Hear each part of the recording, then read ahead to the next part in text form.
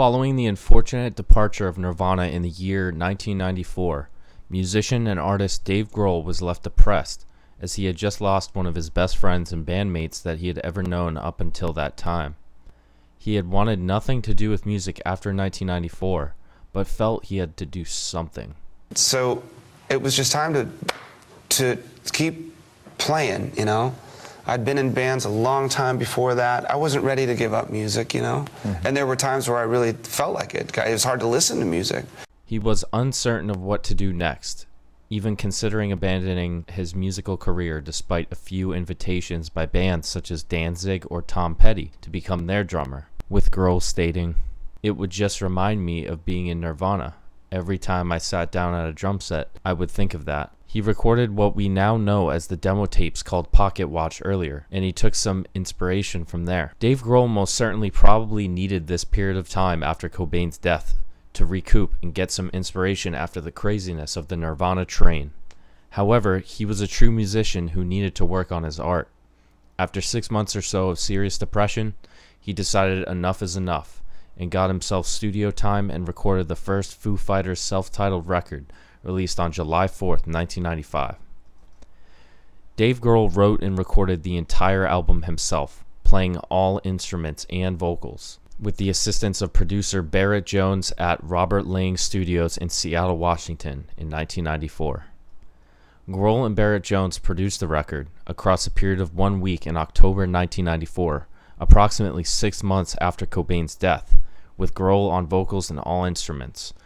Both would arrive in the morning at Robert Lang Studios, start production by noon, and had to do 4 songs a day. According to Grohl, during the recording process, he would run from room to room, quote, still sweating and shaking from playing drums, and then pick up the guitar and put down a track, do the bass, maybe another guitar part, have a sip of coffee, and then go in and do the next song. The only performance by an outsider was a guitar part on the song Ecstatic, provided by Greg Dulli, who was watching Grohl record the songs. Grohl eventually asked him if he wanted to play and handed him a guitar. Each song took about 45 minutes to complete, and despite his talent being able to sing, at the time Dave was very insecure about his voice. The vocal tracks on the first record were recorded 4 times over, with Dave stating, quote, "You know how people double their vocals and make them stronger? That album the vocals are quadrupled." This was done to make the vocal tracks more pronounced. After Grohl completed the recordings, he chose the name Foo Fighters for the project to hide his identity. The name Foo Fighters was taken from the description World War II aircraft pilots would use to describe various UFOs. This science fiction theme is further continued with the name of Grohl's Capitol Records imprint, Roswell Records, a reference to the city of Roswell, New Mexico, known for the Roswell UFO incident of 1947. The album cover was done by Dave's ex-wife Jennifer Youngblood, which was a picture of a Buck Rogers disintegrator pistol. Some reviewers considered the gun on the cover as insensitive, given Kurt Cobain died by shooting himself, or so claimed, but Grohl disregarded it as just a coincidence.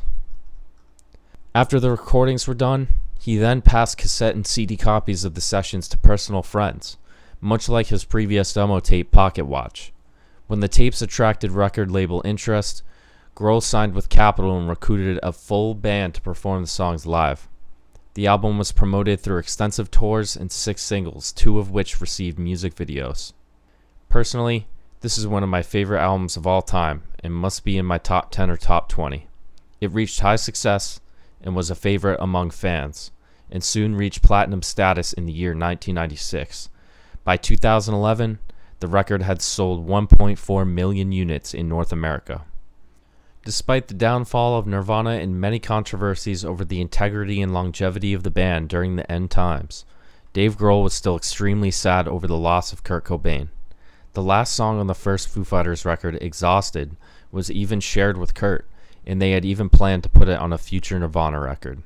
Despite how wild that whole situation was, Dave Grohl persisted with his musical abilities inevitably, and in turn has become widely successful as a result. That's it for today's video, guys. Thank you for watching, and if you like this content, subscribe to my channel, leave a like and a comment, and let me know what you think about the first Foo Fighters record. It's definitely one of my favorite, and I still listen to it day to day.